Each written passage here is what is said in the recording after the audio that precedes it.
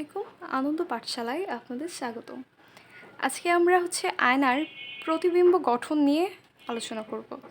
তো আমাদের এখানে 3টা আয়না আছে, সমতল আয়না, উত্তল আয়না আর অবতল আয়না। উত্তল আয়না আর অবতল আয়না গোলীয় দর্পণ। তো সমতল আয়নায় 2 ধরনের প্রতিবিম্ব গঠন হয়, একটা বিন্দুর প্রতিবিম্ব আর একটা বস্তুর প্রতিবিম্ব।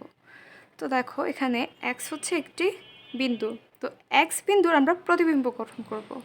আর এখানে m ও m' একটি সমতল আয়না।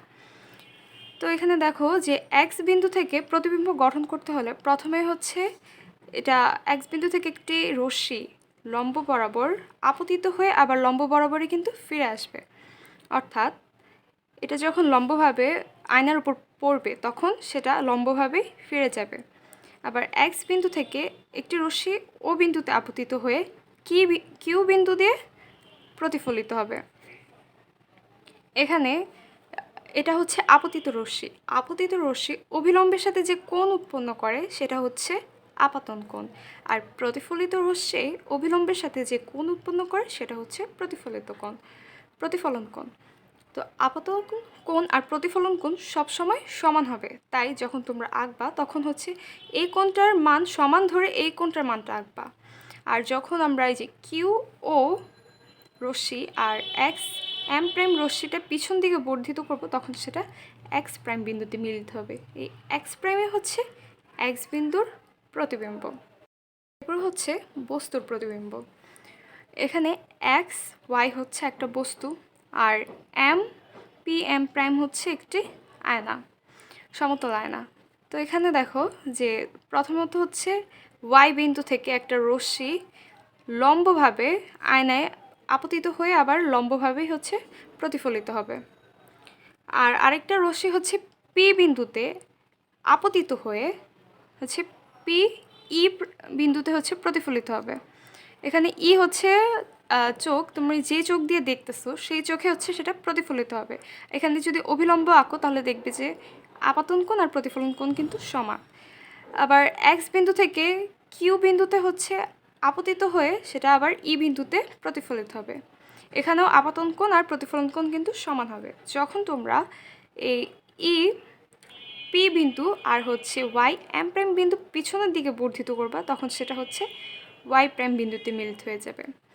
আর এখানে ই বিন্দুটাকে যখন পিছনে বর্ধিত করবা সেটা এই y বিন্দু থেকে যে একটা লম্ব আঁকবা x', y', আর ই বিন্দু কিউ রশ্মিটাকে যখন পিছনে বর্ধিত করবা তখন সেটা x' বিন্দুতে মিলিত হবে।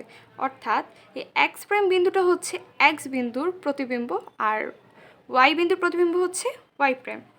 তো এখানে একটা জিনিস লক্ষ্য করো, এই আয়নার পিছন দিকে কিন্তু প্রতিবিম্বটা গঠিত হয়েছে। x y বস্তু প্রতিবিম্ব আয়নার পিছনে x y', y' বিন্দু বস্তুটা গঠিত হয়েছে। এখানে আয়না থেকে সমদূরত্বে অবস্থান হবে। আর প্রকৃতি হবে যে অবাস্তব ও সোজা। যেহেতু আয়নার পিছনে গঠিত হয়েছে, এই রশ্মিগুলো মূলত মিলিত হয় নাই, এদেরকে পিছনের দিকে বর্ধিত করে মিলানো হয়েছে, তাই এটা অবাস্তব আর সোজা। আর আকারটা হবে বস্তুর সমান দৈর্ঘ্যের। এখানে x y যে দৈর্ঘ্যটা হবে x', y', সমান দৈর্ঘ্য হবে। এরপর উত্তল আয়না। আমরা জানি কি চামচের পিছনের অংশ উত্তল আয়না হিসেবে কাজ করে। এটা আমাদের অ্যাসাইনমেন্টেও দিয়েছে যে চামচের ভিতরের অংশ অবতল আয়না হিসেবে কাজ করে আর বাইরের অংশ উত্তল আয়না হিসেবে কাজ করে। তো এখানে m m' উত্তল আয়না, x y বস্তু। আর এটা প্রধান অক্ষ 2f থেকে এটুক প্রধান অক্ষ। তো এখানে আমরা x y বস্তুর প্রতিবিম্ব আঁকবো। প্রথমত y বিন্দু ফোকাস অক্ষ দিয়ে যখন যাবে তখন আবার ফোকাস অক্ষ দিয়ে ফিরে আসবে, যে পথে যাবে সে পথে ফিরে আসবে। আর x থেকে একটা রশ্মি আর বিন্দুতে আপতিত হবে, আর বিন্দুতে আপতিত হয়ে আবার আর বিন্দু দিয়ে ফিরে আসবে। কারণ যখন আর বিন্দু দিয়ে আপতিত হবে তখন মনে হবে যে কেন্দ্র থেকে বুঝি ফিরে আসছে। আর x থেকে একটা রশ্মি ভূমির সমান্তরাল যখন যাবে তখন সেটা পি বিন্দুতে ছেদ করবে আর কিউ বিন্দু দিয়ে প্রতিফলিত হবে। যখন এটাকে পিছনের দিকে বর্ধিত করব তখন দেখব যে এটা ফোকাস থেকে রশ্মিটা প্রতিফলিত হচ্ছে। আর এই যে পিকিউর বর্ধিত রশ্মি আর হচ্ছে এক্স আর এর বর্ধিত রশ্মিটা এক্স প্রাইম বিন্দুতে ছেদ করছে। এই এক্স প্রাইমে হচ্ছে এক্স বিন্দুর প্রতিবিম্ব। আর যখন আমরা এক্স প্রাইম থেকে প্রধান অক্ষের উপর একটি লম্ব আঁকবো তখন সেটা ওয়াই প্রাইম বিন্দুতে ছেদ করবে। এই ওয়াই প্রাইমে হচ্ছে ওয়াই এর প্রতিবিম্ব।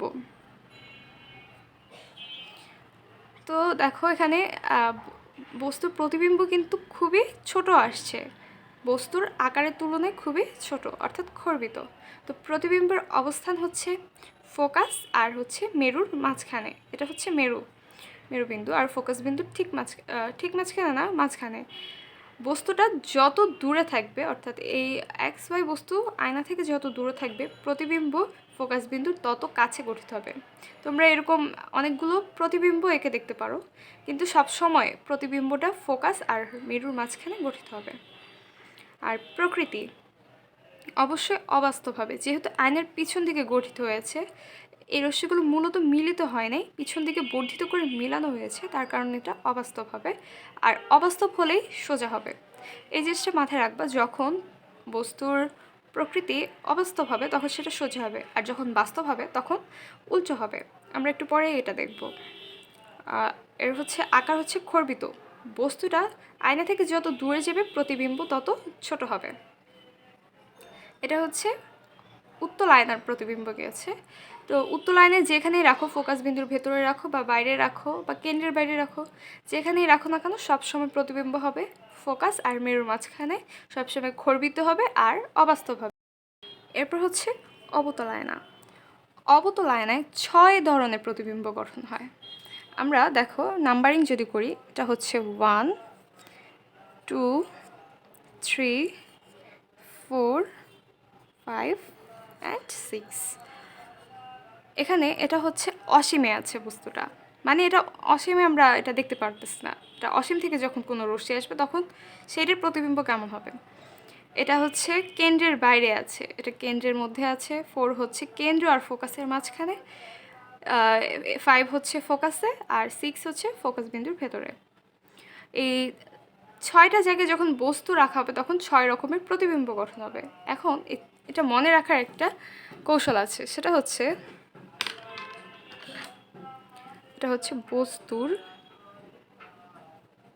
অবস্থান।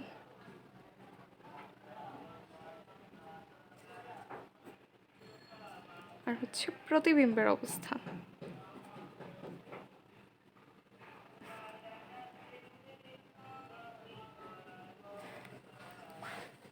যখন বস্তু একে থাকবে তখন প্রতিবিম্ব হবে 5-এ। যখন বস্তু 2-এ থাকবে প্রতিবিম্ব হবে 4।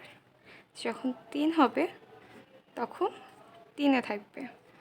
যখন 4 হবে তখন 2-এ। যখন 5 হবে তখন হবে 1-এ। আর হচ্ছে 6, যখন 6-এ থাকবে তখন সেটা হবে আয়নার পিছনে।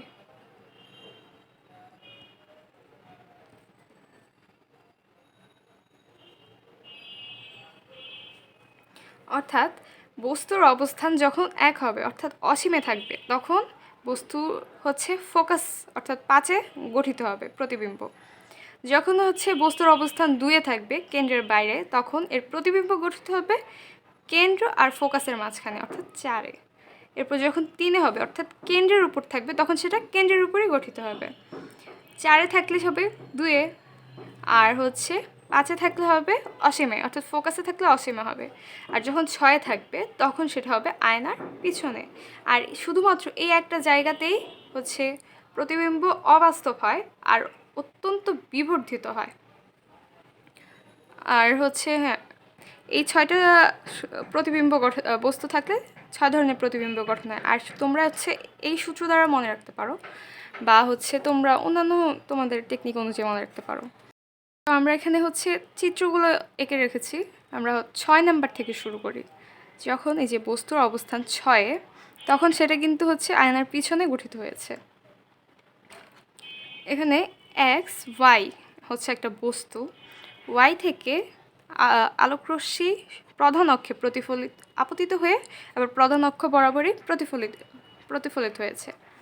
আর এক্স থেকে একটা রশ্মি প্রধান অক্ষের সমান্তরাল আপতিত হয়ে প্রধান ফোকাস দিয়ে হচ্ছে প্রতিফলিত হয়েছে।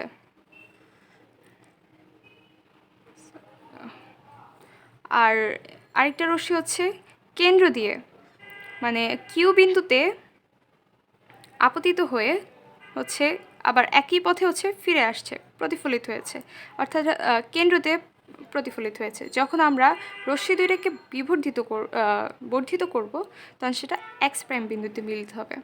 আর এক্স প্রাইম বিন্দু থেকে যখন আমরা প্রধান অক্ষের উপর একটি লম্ব আঁকবো তখন সেটা ওয়াই প্রাইম বিন্দুতে ছেদ করবে। এই এক্স প্রাইম আর ওয়াই প্রাইম এটা হচ্ছে এক্স ওয়াই বস্তুর প্রতিবিম্ব।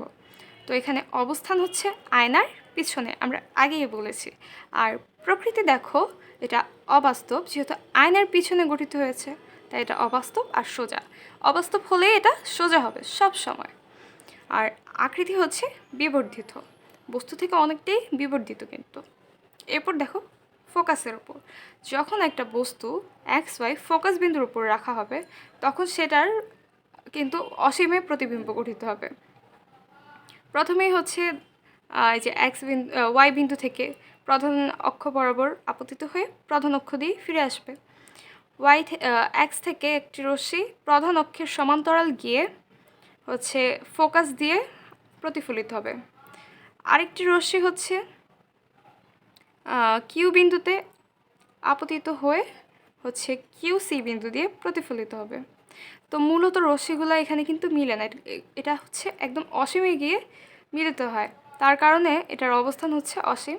প্রকৃতি হচ্ছে বাস্তব এবং উল্টো, যেহেতু এটা এদিকে আসছে তো উল্টোই হবে, আর হচ্ছে বাস্তব হবে। আয়নার পিছনে কিন্তু এটা যায় নাই, তার কারণে এটা বাস্তব হবে। আর আকৃতি হচ্ছে অত্যন্ত বিবর্ধিত হবে, অসীমে গঠিত হবে, তাই এটা অত্যন্ত বিবর্ধিত। আর হচ্ছে দেখো ফোকাস আর কেন্দ্রের মাঝখানে, এখানে দেখো এটা হচ্ছে আমাদের এক ছিল, এটা বস্তুর অবস্থান ছিল 5 আর গঠিত হয়েছে কিন্তু 1-এ। আর এই ক্ষেত্রে হচ্ছে এটা ছিল 6, এর জন্য এটা হচ্ছে আয়নার পিছনে। এরপর হচ্ছে এটা দেখো 4, অর্থাৎ ফোকাস আর হচ্ছে কেন্দ্রের মাঝখানে। 4 হলে এটার অবস্থান হবে 2-এ। এখানে যে ওয়াই থেকে একটা রশ্মি প্রধান অক্ষ বরাবর আপতিত হয়ে আবার প্রধান অক্ষ দিয়ে প্রতিফলিত হবে। এক্স থেকে একটা রশ্মি প্রধান ফোকাস দিয়ে আপতিত হয়ে প্রধান অক্ষের সমান্তরাল হচ্ছে প্রতিফলিত হবে। আর আরেকটা রশ্মি প্রধান অক্ষের সমান্তরাল আপতিত হয়ে ফোকাস দিয়ে প্রতিফলিত হবে। আর এই দুইটা রশ্মি হচ্ছে এক্স প্রাইম বিন্দুতে ছেদ করবে। এক্স প্রাইম বিন্দু থেকে যখন আমরা প্রধান অক্ষের উপর একটি লম্ব আঁকবো তখন সেটা ওয়াই প্রাইম বিন্দুতে ছেদ করবে। এই এক্স প্রাইম ওয়াই প্রাইমে হচ্ছে এক্স ওয়াই বিন্দুর প্রতিবিম্ব। আর এটা হচ্ছে কি উল্টো আর হচ্ছে বাস্তব। দেখো অবস্থান হচ্ছে কেন্দ্র ও অসীমের মাঝখানে, কেন্দ্রের বাইরে, অর্থাৎ কেন্দ্র আর হচ্ছে অসীমের মাঝখানে। প্রকৃতি হচ্ছে বাস্তব এবং উল্টো, বাস্তব হলেই উল্টো হবে। আর আকৃতি হচ্ছে বিবর্ধিত, বস্তু থেকে বড় তাই এটা বিবর্ধিত। অর্থাৎ 4-এ যখন ছিল বস্তুটা তখন সেটা 2-এ গঠিত হয়েছে। আর হচ্ছে কেন্দ্রের উপর, অর্থাৎ এটা হচ্ছে 3, যখন 3-এ থাকবে বস্তুটা তখন প্রতিবিম্ব 3-এ গঠিত হবে। এক্স ওয়াই এটা হচ্ছে বস্তু, এক্স ওয়াই বস্তুর এখানে এক্স হচ্ছে কি প্রধান অক্ষ বরাবর আপতিত হয়ে প্রধান অক্ষ দিয়ে প্রতিফলিত হয়েছে প্রতিবারের মতোই। ওয়াই থেকে একটা রশ্মি হচ্ছে ফোকাস দিয়ে গিয়ে হচ্ছে প্রধান অক্ষের সমান্তরাল হয়ে প্রতিফলিত হয়েছে। আবার ওয়াই থেকে একটা রশ্মি প্রধান অক্ষের সমান্তরাল গিয়ে ফোকাস দিয়ে প্রতিফলিত হয়েছে। আর এই দুইটা রশ্মি হচ্ছে ওয়াই প্রাইম বিন্দুতে ছেদ করেছে। যখন আমরা ওয়াই প্রাইম থেকে প্রধান অক্ষের উপর একটা লম্ব আঁকবো তখন সেটা এক্স প্রাইম বিন্দুতে ছেদ করবে। তো এই যে এক্স প্রাইম ওয়াই প্রাইমে হচ্ছে কি এক্স ওয়াই এর প্রতিবিম্ব। অবস্থান দেখো কেন্দ্রের উপর, প্রকৃতি হচ্ছে বাস্তব উল্টো, আকৃতি হচ্ছে বস্তুর সমান। এটা হচ্ছে অনেকটা সমতল আয়নার মতো, বস্তুর সমান দৈর্ঘ্যের আকৃতি প্রতিবিম্ব হচ্ছে বস্তুর সমান দৈর্ঘ্যের হয়, কিন্তু এটা হচ্ছে বাস্তব আর উল্টো হয়। আর সমতল আয়নায় হচ্ছে কি অবাস্তব আর হচ্ছে সোজা হয়। আর কেন্দ্র আর অসীমের মাঝখানে, অর্থাৎ এটা হচ্ছে কি 4, সরি এটা হচ্ছে 2, 2-এ থাকলে হবে কি 4, 2-এ থাকলে 4-এ গঠিত হবে। অর্থাৎ যখন কেন্দ্রের বাইরে থাকবে তখন সেটা কেন্দ্র আর ফোকাসের ভেতরে গঠিত হবে। এটাও হচ্ছে আগের মতোই, নিয়ম তো সবগুলোতেই সেম, শুধু প্রতিবিম্বর অবস্থান, বস্তুর অবস্থান আর প্রতিবিম্বর অবস্থানে একটু ডিফারেন্স আসে। এখানে এক্স থেকে যখন আমরা প্রধান ফোকাস দিয়ে একটা রশ্মি যাবে তখন সেটা ভূমির সমান্তরাল হয়ে ফিরে আসবে। যখন সেটা হচ্ছে ভূমির প্রধান অক্ষের সমান্তরাল হয়ে আপতিত হবে তখন সেটা প্রধান ফোকাস দিয়ে প্রতিফলিত হবে। আর দুইটা রশ্মি এক্স প্রাইম বিন্দুতে ছেদ করবে, যেটা হচ্ছে প্রধান অক্ষের উপর ওয়াই প্রাইম বিন্দুতে ছেদ করে লম্ব। আর দেখো অবস্থান প্রধান ফোকাস আর কেন্দ্রের মাঝখানে। প্রকৃতি হচ্ছে বাস্তব উল্টো, বাস্তব হলেই উল্টো হবে। আকৃতি হচ্ছে খর্বিত, বস্তু থেকে কিন্তু খর্বিতই এটা, এটা হচ্ছে। আর যখন আমরা এখানে 4-এ দিয়েছিলাম তখন কিন্তু বস্তুটা বিবর্ধিত পাইছি, আর এটা হচ্ছে খর্বিত, ওইটার বিপরীতটা। এবার হচ্ছে আমাদের অসীম। অসীমে যখন কোনো বস্তু থাকবে তখন সেটা হচ্ছে প্রধান ফোকাসে বস্তুর প্রতিবিম্ব গঠন হবে। তো অসীমে তো বস্তুটা আমরা দেখতে পারবো না, অসীমে মানে অনেক দূরে। যখন অসীম থেকে কোনো রশ্মি আসবে তখন সেটা হচ্ছে প্রধান ফোকাস, তখন হচ্ছে এই যে এক্স প্রাইম বিন্দু দিয়ে যাবে। দুইটার সমান্তরাল রশ্মি কিন্তু এক্স প্রাইম বিন্দু দিয়ে ছেদ করবে। যখন আমরা এক্স প্রাইম বিন্দু থেকে প্রধান অক্ষের উপর লম্ব আঁকবো সেটাই হবে কি প্রধান ফোকাস।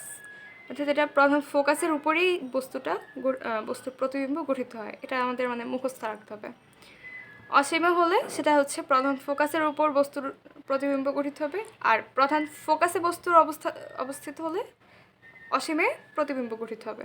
তো দেখো অবস্থান হচ্ছে ফোকাসের উপর, প্রকৃতি হচ্ছে বাস্তব উল্টো, আকৃতি হচ্ছে অত্যন্ত খর্বিত। তো এখানে হচ্ছে কি 6টা সূত্র গেছে।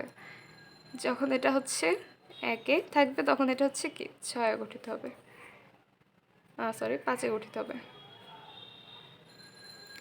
এই হচ্ছে আমাদের 6টা প্রতিবিম্ব গঠন করা দেখেছি অবতল আয়নায়। উত্তল আয়নার ক্ষেত্রে একটা ছিল, অবতল আয়নার 6টা, আর সমতল আয়নার 2টা। এগুলো তোমরা মনে রাখবা বা এইভাবে চিত্র এঁকে রাখবা, তাহলে তোমাদের জন্য সুবিধা হবে পরীক্ষার সময়, দেখে নিবা একদম। তো আজকে এতটুকুই।